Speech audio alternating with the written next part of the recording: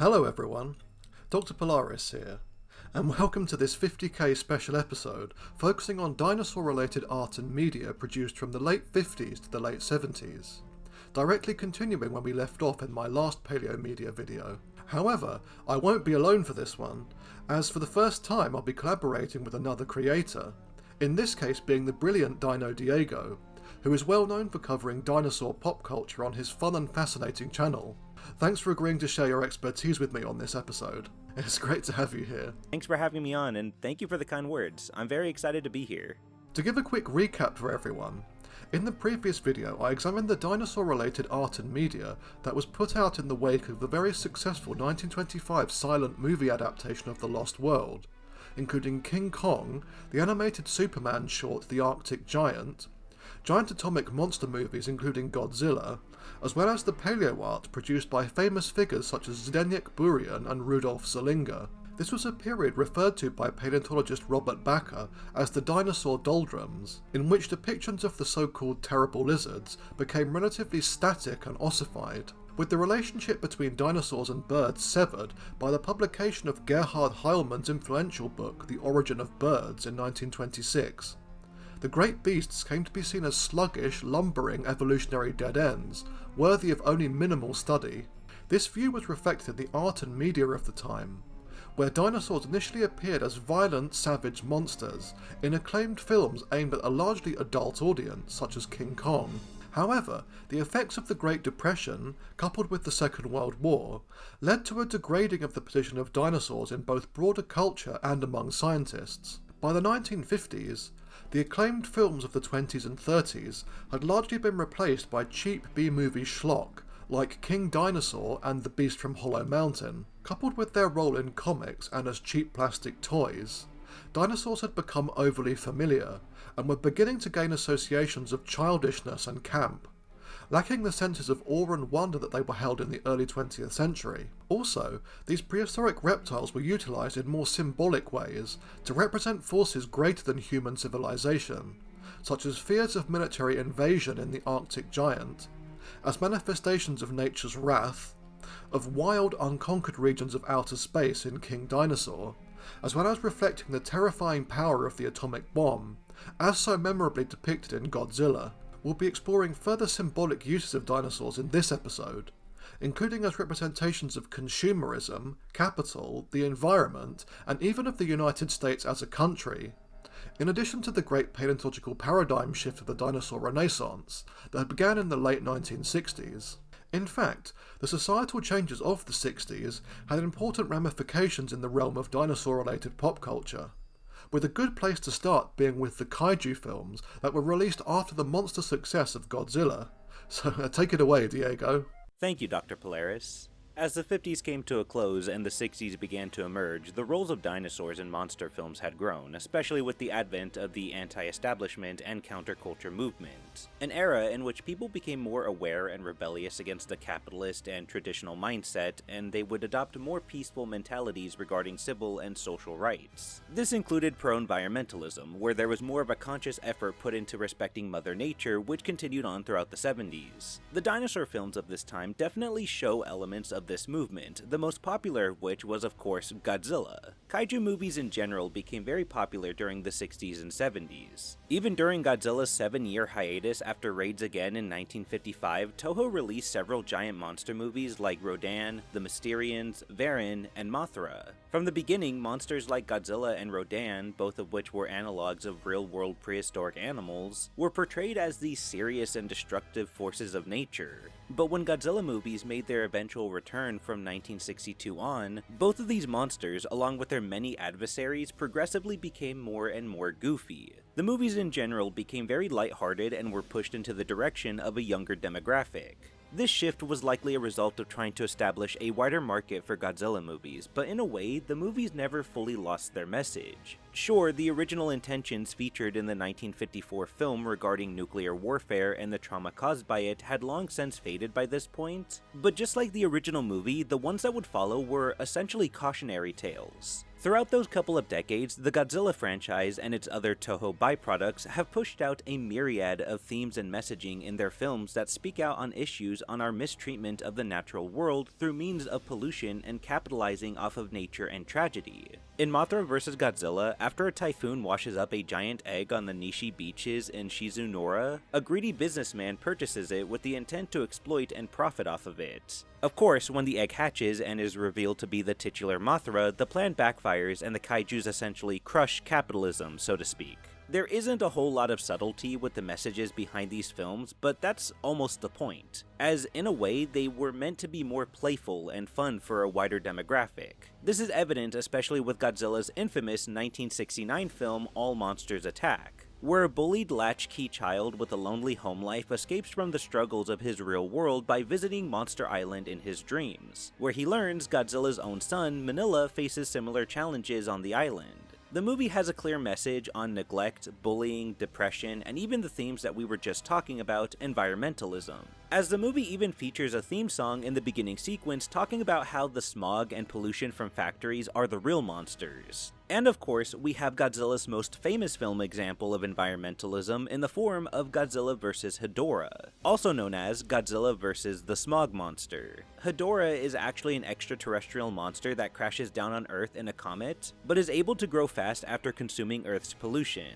This example was an especially odd entry to the franchise, as it contains strange imagery, eerie undertones, and features many people dropping dead and being dissolved by simply being in Hedorah's vicinity. Even Godzilla becomes injured when his hand becomes corroded from Hedorah's flesh. It just goes to show how much of a threat Hedorah, and by extension pollution, is to our world. Many of these kaiju started off with films that depicted them as much more serious forces of nature, but as the Showa era progressed, that depiction became a lot more goofy. However, the general message of respecting nature and respecting our world was always maintained, no matter how off the rails this franchise got.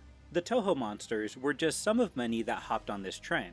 One of my favorite non-Godzilla kaijus definitely has to be Gorgo, a 1961 monster film that features a group of sailors looking for treasures off the coast of Ireland before encountering a large prehistoric amphibious animal that they end up capturing alive and selling to a circus in London that they also continue to profit off of. The consequences of these actions comes in the form of a much bigger Gorgo who happens to be the mother of what's revealed to just be the baby that they captured. The cost of taking her baby is the heavy destruction of London, a huge price to pay when taking an animal away from its natural habitat in the name of exploitation and profit. However, the film ends on a happy note, at least for the monsters, as they both manage to return to the sea unharmed by mankind's desires. It's films like Gorgo that portrays their monsters as more than just the villains of the movie. In a lot of Monster on the Run movies, they're often displayed as a destructive force that aim to tear down humanity, which in itself is equally often displayed as a consequence of human interference with nature or controlling forces beyond our understanding.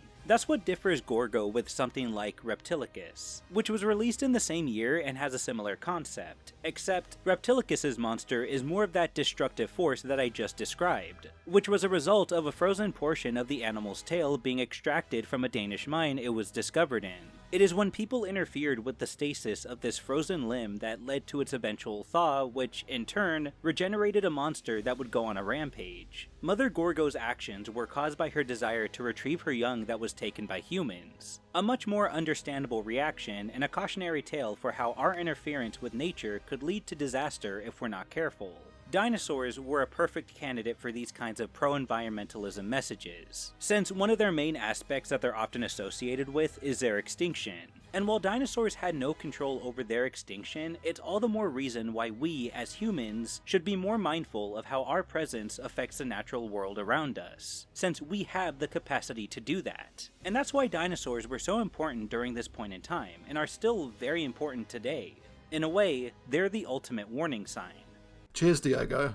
As already stated in the earlier videos in this series, dinosaurs can be seen as creatures of the imagination due to their fragmentary fossil remains and related issues of interpretation, problems that were especially prevalent during the early years of the science. Their immense size and outlandish appearance all but ensured that dinosaurs would become a mass public spectacle, and to understand this enduring appeal, we need to go back to the late 19th century, before returning to the late 50s and early 60s. The mystery of what life may have been like during the Mesozoic allowed people to project their fears and anxieties, as well as their hopes and fantasies onto these alien creatures. As such, they reveal a great deal about the time and place in which they were found, studied and put on display, with the ecological concerns of the 60s kaiju films Diego described being a good example. At times, the beasts could be seen as avatars of wild nature, while at others they could represent far more man-made ideas, like wealth and money. The great reptiles have also, perhaps alone among scientific subjects, repeatedly been the subject of extravagant public displays, intended to generate enormous publicity and, more importantly, to bring in the big bucks. This is as true of the kitschy model dinosaurs that advertise motels and rest stops on American highways, as it was for the first of such endeavours at Crystal Palace Park in London. The massive hulking dinosaurs of Sydenham Park were created as educational attractions for the Great Exhibition, which had taken place inside the now destroyed, or perhaps extinct, Crystal Palace building. This entire operation was intended to glorify the enormous output of the Industrial Revolution and the British Empire, but above all, the place was essentially a massive shopping mall, hosting over 14,000 vendors. The dinosaurs indeed proved to be wildly popular, and attracted huge crowds willing to spend some of their hard-earned cash inside the palace, which represented an early example of the beasts being viewed as somewhat lowbrow in their ability to attract the masses. As I've already mentioned in past episodes in this series, the Crystal Palace dinosaurs soon fell out of favour with paleontologists, as new findings in the 1870s rendered them obsolete. It would take museums, as well as captains of industry, several decades to cotton on to the idea that the thunder lizards could similarly be utilised to draw in visitors and injections of capital, as well as to launder reputations. While the early epicentre of dinosaur discoveries was decidedly located in Western Europe, this shifted suddenly during the last 3 decades of the 19th century, with a series of discoveries in the American West revolutionising the study of paleontology. These dinosaur fossil finds were often strikingly more complete than those from Europe, and also seemed to be larger, more impressive and more abundant, which reflected ideas concerning American exceptionalism at a time when the country was reaping the rewards of industrialism. Between the end of the US Civil War and the beginning of the First World War, the country's economic output grew to exceed that of the UK, France and Germany combined. This was due largely to the development of a robust extractive economy centred on the western states, including the utilisation of coal, oil and gas dug up from the earth, which just so happened to be in the same region where new fossils of Brontosaurus, Triceratops and Tyrannosaurus were being unearthed.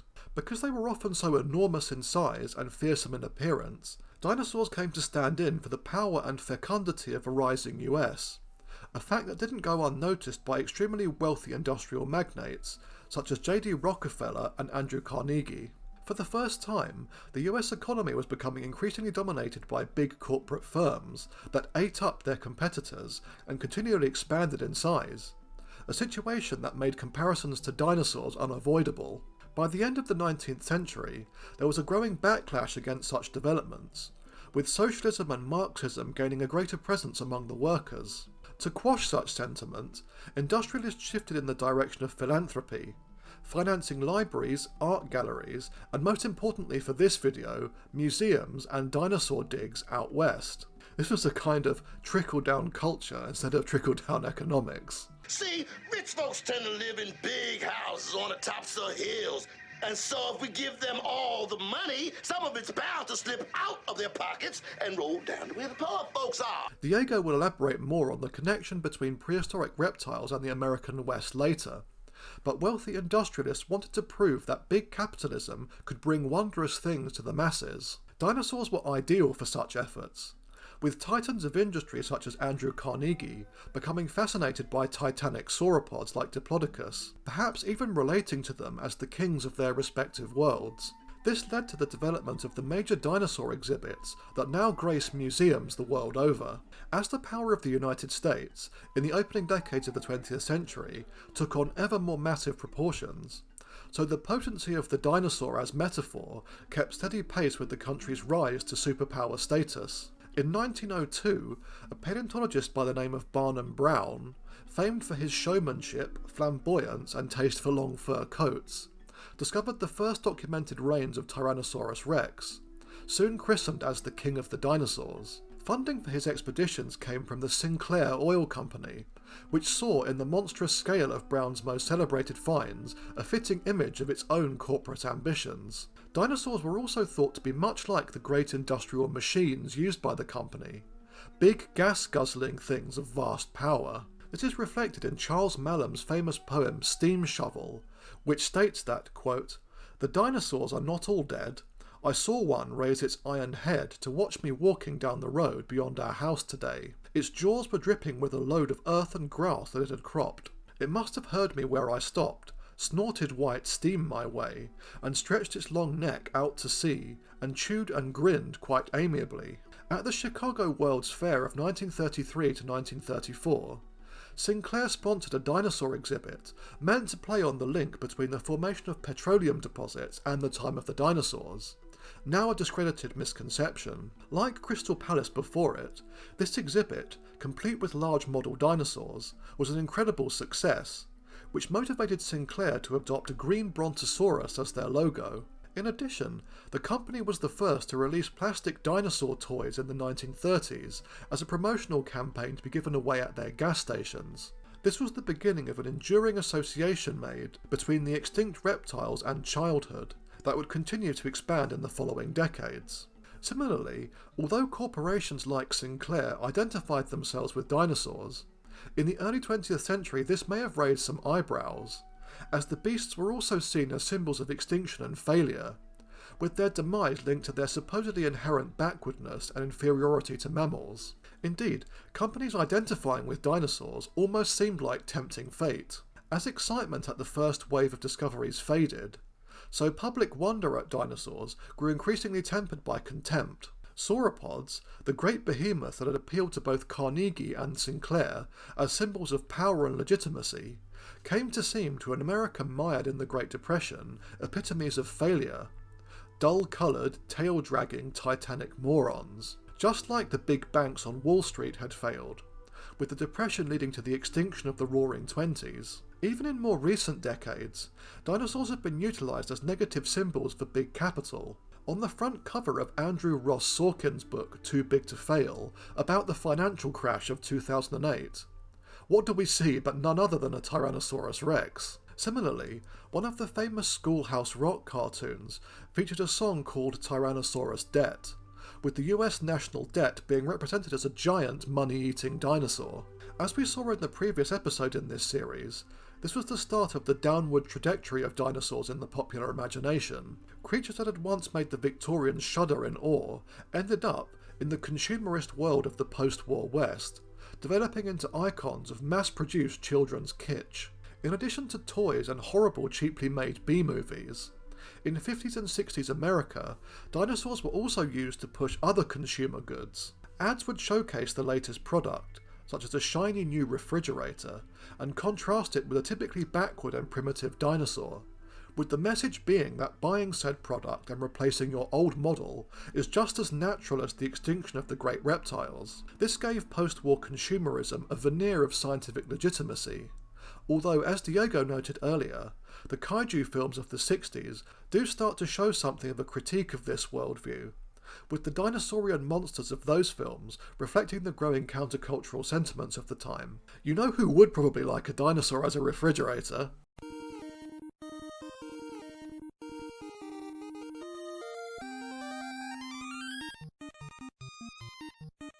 Yep, Fred Flintstone. Produced by William Hanna and Joseph Barbera in 1960, this anachronistic prehistoric animated sitcom focused on the modern Stone Age Flintstone family, along with their neighbours the Rubbles.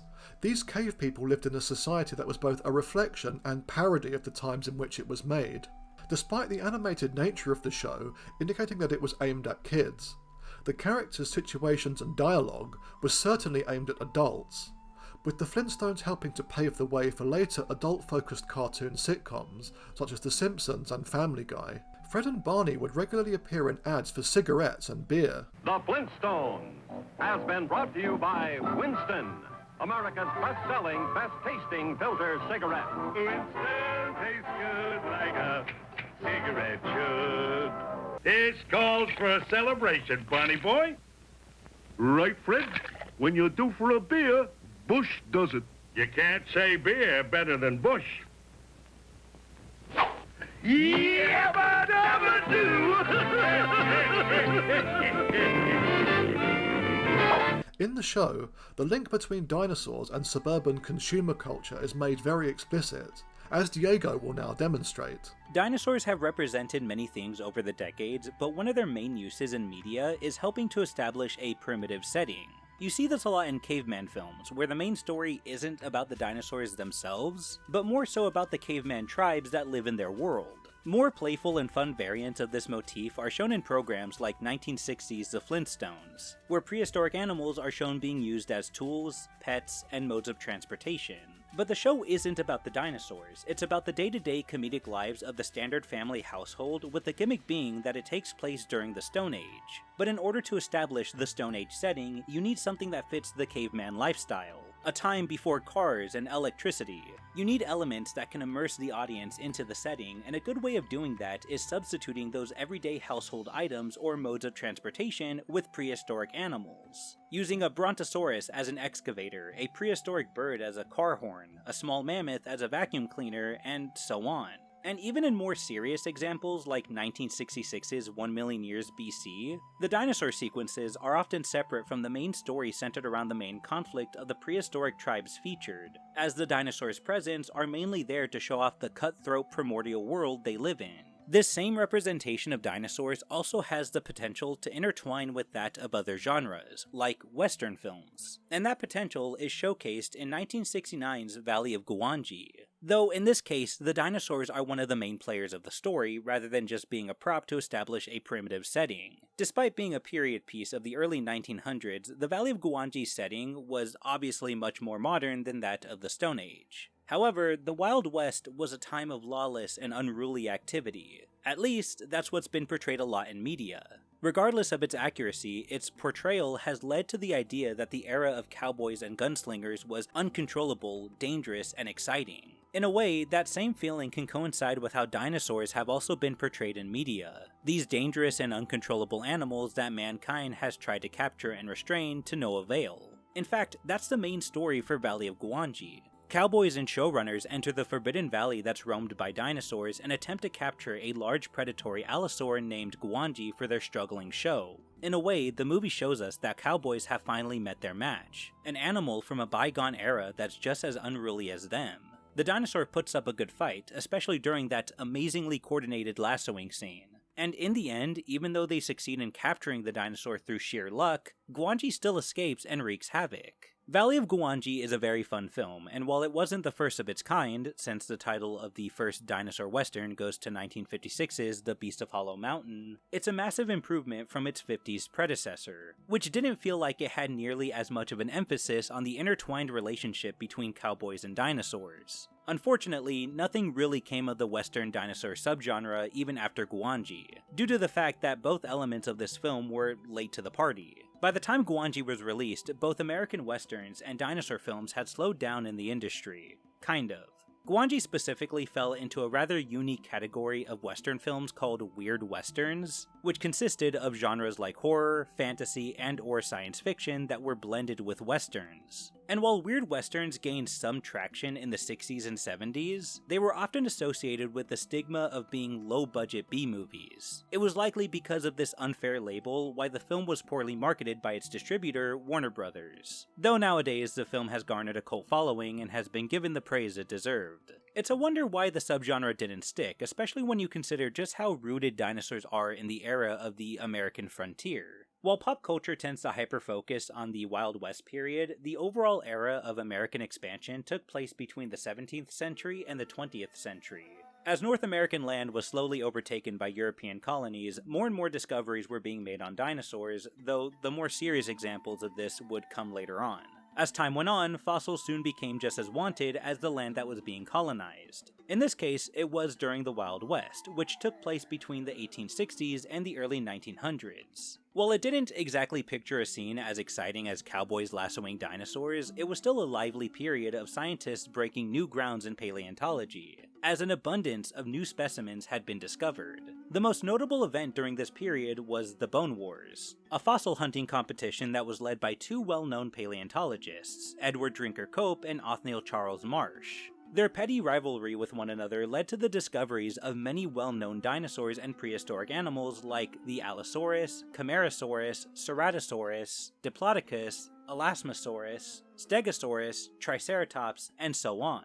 The popularity of dinosaurs, for the time, was at an all-time high, and with these discoveries, more light was being shed on the theory of evolution and how our world truly came to be. Though unfortunately, more unwelcoming concepts also took form and became popular during this time period as well. One of them included the Vanishing Indians myth, a popular concept during the American frontier that put forward the notion that Indians, or Native Americans, were doomed to extinction.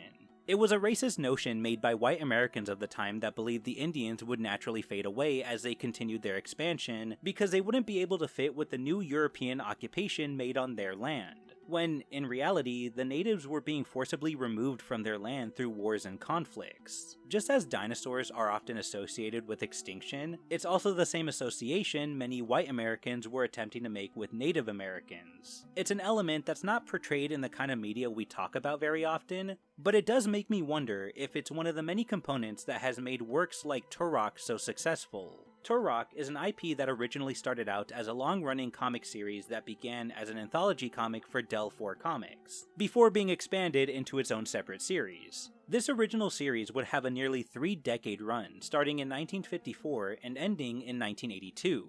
And it's one of the few dinosaur stories that features a hero of color, despite the fact that even the most popular examples of dinosaur westerns, The Beast of Hollow Mountain and The Valley of Guanji, take place in Mexico. They both feature white cowboys as their main heroes. And I want to emphasize that there's absolutely nothing wrong with this. For the time, it makes sense that an American production wanted to focus on the perspective of a hero that represents their idea of a cowboy from that era, and there's nothing about the portrayal of these characters that are offensive. And on top of that, the idea of white explorers venturing to foreign tropical regions to uncover lost worlds is a trope that has been used and is still used a lot in paleo media. However, in the context of North American exploration, there are just as many stories that can be told from the perspective of a Native American, and that's an experience that Turok offers. Turok is an Indian brave that ventures around the northern Rio Grande region with his brother Andar before European occupation. And in an interesting change of traditions, it's these two young natives that uncover a lost valley hidden within their own homeland that's roamed by prehistoric fauna. And just like many dinosaur stories told before theirs, they encounter dinosaurs, prehistoric mammalians, ape men, and even a tribe of people native to the valley. Unlike most dinosaur westerns of the time, Turok would have a long-lasting franchise that consists primarily of comics and video games that is still having work done for it today. Further proof that Native Americans have not and will not go extinct anytime soon. Thanks, Diego. With all this focus on 50s and 60s Americana, dinosaurs in art stuck to the tried and true themes and tropes set out by Charles R. Knight, Zdeněk Burian and Rudolf Zelinga. So if all this was going on in the capitalist United States, how did its major rival on the world stage, the communist Soviet Union, handle dinosaurs in its art? In recent volumes produced on the subject of paleoart, it's been revealed that some of the most interesting artwork depicting prehistoric animals was created behind the Iron Curtain. Among the first, and certainly the most important Soviet artists in this realm, was Konstantin Konstantinovich Flerov. Born in 1908, Flerov was a zoological painter and illustrator working out of Moscow, who mostly produced work depicting modern animals, although he did certainly create striking images of dinosaurs and other extinct organisms. He was apparently a rather stern, harsh man, often directly bullying and intimidating other Russian artists. In combination with his large size, Flerov was a good match for the huge menacing dinosaurs that populated his artwork. As he lived in the Soviet Union, Flerov lacked access to the physical remains of the vast majority of the extinct species he recreated, often relying on sketches, guesswork, his own imagination, and comparisons with living animals. An example of this can be seen in this work, produced for Moscow's State Darwin Museum. The Stegosaurus in the centre of the image is rendered as a sprawling, very lizard-like animal with a flat and highly elongated head, which bears no resemblance to the actual fossils of this genus. The massive bulky sauropod at the left of the scene is interestingly depicted as a completely terrestrial animal, with a grey robust body much like that of an elephant, while the head is quite turtle-like. In this approach, he drew from the work of his mentor Vasily Vatagin, who had a long and storied career of his own. Vatagin's life and art were deeply intertwined with the history of Russia in the 20th century. In the early years of his career, when Russia was under Tsarist rule, his work was sketchy, graphic, and mostly done in grayscale. After the revolutions of 1917 and the establishment of the USSR, his work became more colourful and elaborate, with Vatagin being highly influenced by the broader European movement of Impressionism, while some American paleo artists such as Charles R. Knight also drew from this tradition. None did so as spectacularly as Vatagin and Flerov.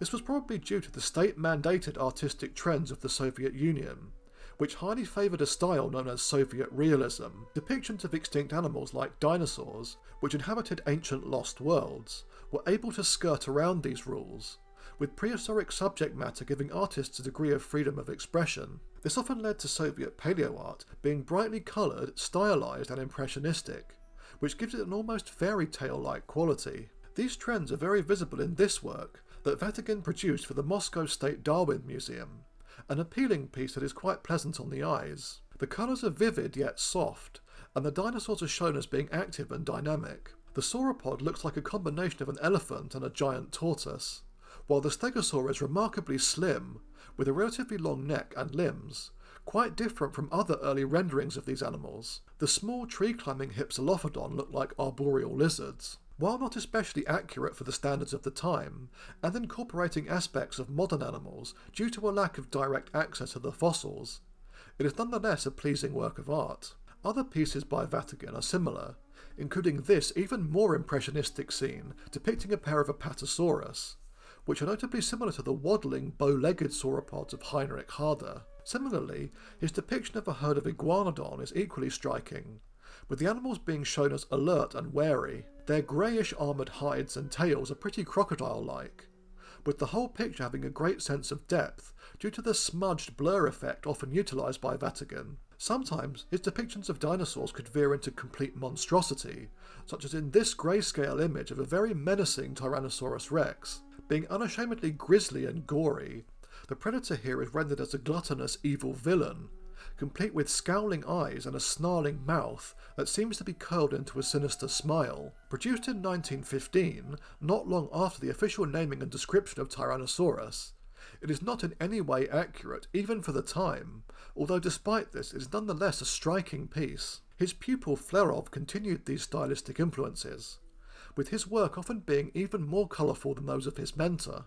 As an example, just look at this rendering of Stegosaurus, with the vivid contrasting yellows, oranges and blues. The artist clearly relied on reference images for American creatures such as this, although by the 1950s, Soviet scientists had undertaken expeditions into Mongolia and had described many dinosaur genera whose remains could directly be observed by Russian artists. Flerov seems to have enjoyed illustrating the hadrosaur Saurolophus, which he showcased in a number of quite moody and even menacing images. However, Flerov's most famous work is probably this very striking rendition of Tarbosaurus from 1955, taking place in another bright orange, red and blue desert landscape. The piece depicts the big theropod in a tripodal stance, its mouth open mid-roar, revealing enormous slicing teeth. The Tarbosaurus is shown with a great degree of heft and bulk. Flerov also illustrated the North American cousin of Tarbosaurus at least twice. While one painting looked very much like that of Charles R. Knight, complete with dull colours and flabby-bodied dinosaurs, the other is radically different from anything produced in the United States or Western Europe. In this brutal desert scene, a herd of 3 Triceratops either attack or defend themselves from a Tyrannosaurus, with one of the herbivores skewering the predator in the groin. Looking as if it could have been painted by Monet or Degas, this very impressionistic picture conveys a great sense of violence, with the deep oranges and reds of the piece reflecting the bloodshed and combat taking place. Interestingly, this iconic clash of late Cretaceous titans is rendered as a collective effort, with multiple ceratopsians rising up against their tyrant overlord, perhaps reflecting the revolutions of 1917, in which Tsar Nicholas II was overthrown. Given the Soviet origins of the work, the T-Rex may also be intended to represent the United States, the enemy of the USSR during the Cold War. Soviet dinosaur art was also not limited to paintings, as shown by this colourful terracotta installation at the Orlov Museum of Paleontology in Moscow. Drawing on orthodox icons and church imagery, hundreds of meticulously crafted species line the walls of the museum, from fish at the bottom panels to mammals at higher levels, all topped by a Madonna and Child at the installation's zenith. Back in the United States, by the late 1960s, things were starting to change in the realm of paleoart. While the scientific mainstream of the previous decades had cast dinosaurs as sluggish, lumbering evolutionary failures, a discovery made by paleontologist John Ostrom would revolutionise the field of paleontology, ushering in a period known as the Dinosaur Renaissance. In 1964, Ostrom uncovered the remains of a new early Cretaceous dromaeosaur near the town of Bridger, Montana, which he named Deinonychus. As I've already made an entire video on this animal, I won't go into too much detail regarding its biology and anatomy, but suffice it to say that this over 10-foot long slender carnivore was clearly an active predator, with an athletic frame and enormous curved sickle claws on the feet. Ostrom correctly noted that Deinonychus would have been a very bird-like animal, potentially having a warm-blooded metabolism and even a feathery coat. The discovery of multiple specimens in close proximity also suggested that these predators may have hunted in packs, indicating a degree of intelligence and sociality. This was in contrast to earlier imaginings of theropod dinosaurs, which as we have seen were almost always depicted as hunting and living alone. Ostrom published his findings in a 1969 paper, which helped to change the impression of dinosaurs as sluggish, slow, cold-blooded reptiles, which had prevailed since the turn of the century, essentially resurrecting the ideas of Thomas Huxley and Franz Nopcsa, who both saw these extinct animals as active and bird-like. The implications of Deinonychus changed depictions of dinosaurs both by professional illustrators and as perceived by the public eye. Ostrom's paper contained a now iconic illustration of Deinonychus by his pupil Robert Bakker, which showed the genus as a sleek, fast-running animal with smooth naked skin and a slightly Kermit the Frog-like face. The back is horizontal, with the long tail providing a counterbalance to the front end of the animal, a posture that we now know was very common among theropod dinosaurs. Bakker would go on to be an extremely influential leading figure in the so-called Dinosaur Renaissance, even coining the term in the 1975 issue of Scientific American. Resembling a stereotypical prospector from old cowboy movies, with his long grey beard and wide-brimmed hat, Bakker is a charismatic speaker and was something of a childhood icon for me. He would later publish the influential book The Dinosaur Heresies in 1986, which is outside the scope of this video, but he did continue to produce distinctive black and white images of dinosaurs in the 70s and 80s.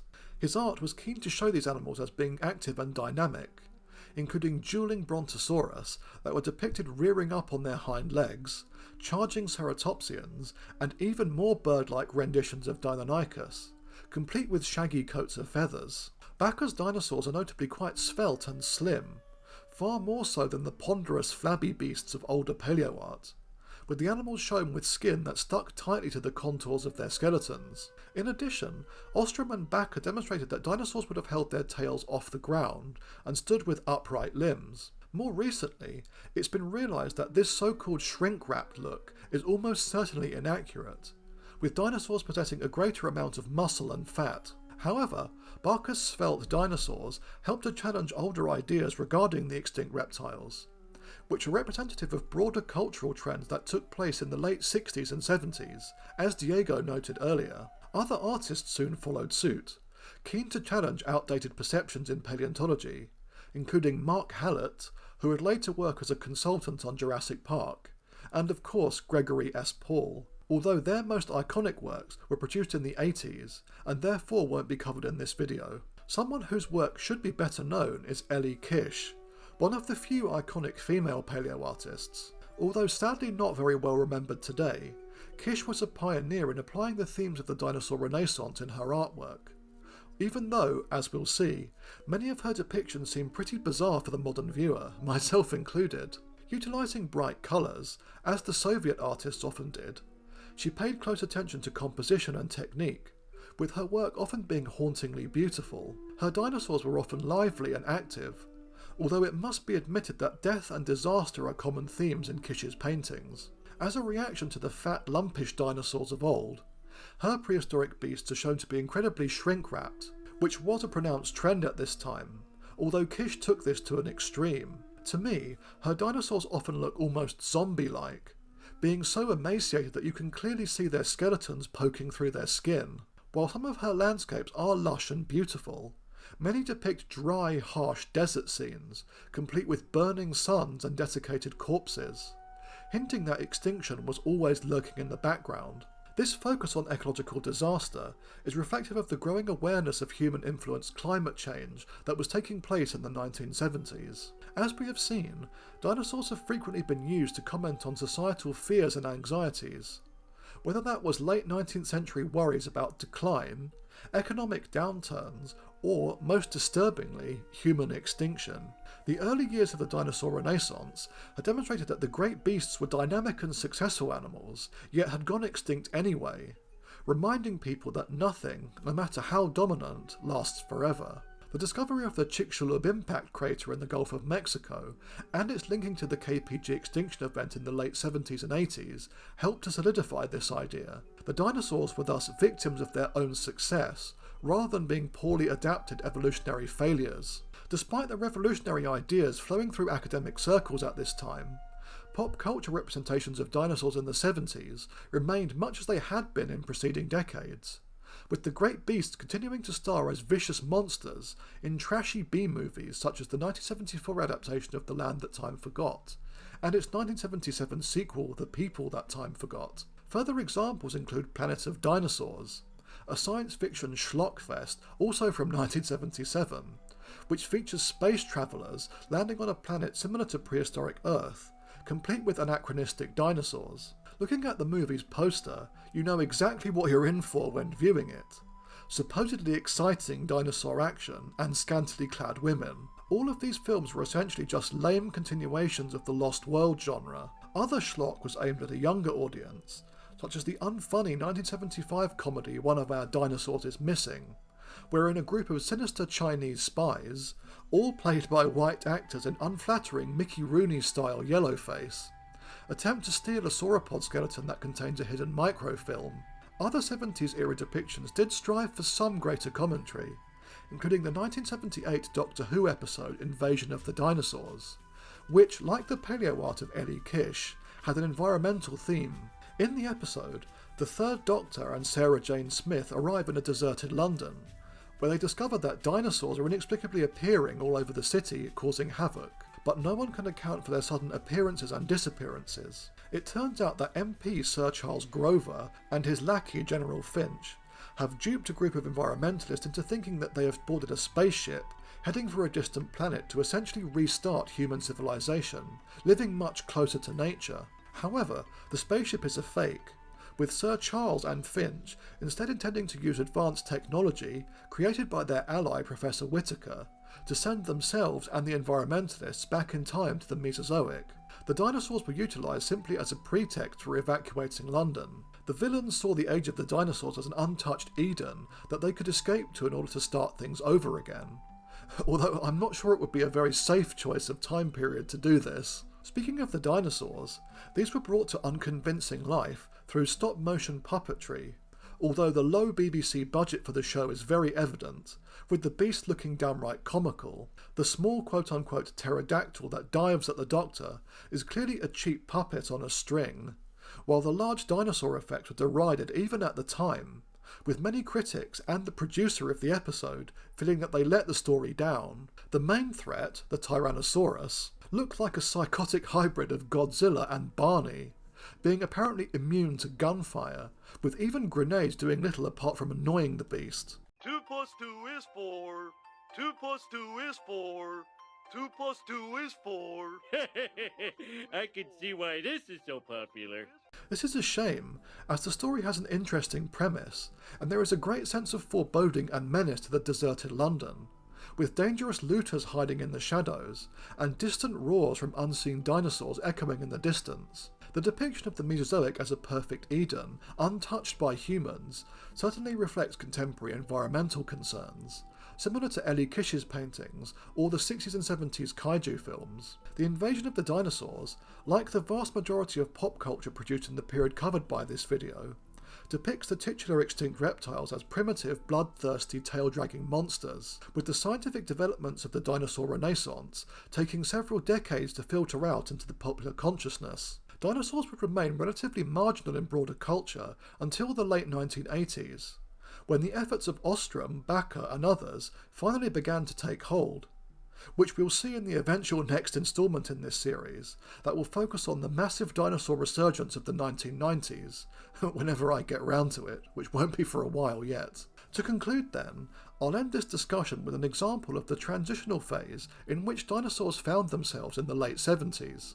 In August 1978, National Geographic published an article by none other than John Ostrom on the changing face of paleontology, which included a whole host of artwork by different artists. The cover image shows an evocative but very retro scene of a saggy, mastiff-like Tyrannosaurus lurching out of the darkness to grab a small green hadrosaur in its powerful jaws, an image that wouldn't be out of place in the 1930s. This is contrasted with a striking depiction of an active running Deinonychus, set against a blood-red background and a diagram showing its distinctive sickle claw in motion.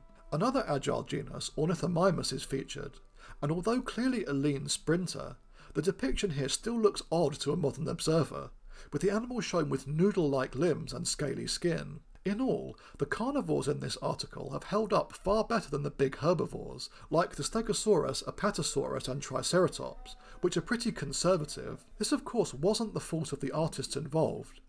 This simply reflects the era of transition in which they were created, striking a balance between the bulky murder lizards of old and the slim heroin-chic dinosaurs of the Renaissance era.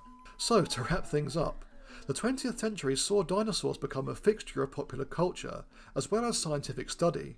They attracted the attention of wealthy captains of industry in pre-Great Depression America, where Stegosaurus, Triceratops and Tyrannosaurus could be seen as embodiments of a rising United States, powered by fossil fuels obtained from the Old West. Like Rockefeller and Carnegie, the terrible lizards were kings of their respective worlds, with the solitary T-Rex and Triceratops squaring off like movie cowboys, reflecting themes of rugged individualism. As such, dinosaurs were tied up with the Western movie genre and became associated with big corporations like Sinclair Oil. To this day, the largest banking firms, such as those that caused the 2008 recession, are sometimes compared to dinosaurs, as both were too big to fail. The Great Depression, when combined with the toll of the Second World War, saw paleontological research take a backseat, with opinions about dinosaurs stagnating into the cliched image of the poorly adapted sluggish tail draggers that dominated popular culture.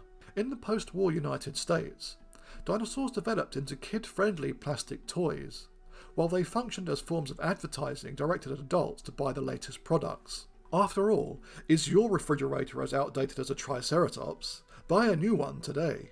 The Flintstones famously featured prehistoric animals as literal appliances, parodying the post-war consumer society of the early 60s. Meanwhile, in the Soviet Union, dinosaurs allowed artists to break with the conventions of Soviet realism to explore other styles, notably Impressionism, producing quite vivid and dreamlike images, notably different from Western paleoart in most cases. By the late 60s, new discoveries were changing how paleontologists thought about dinosaurs, with new depictions appearing that emphasised the dynamic and adaptable nature of the beasts.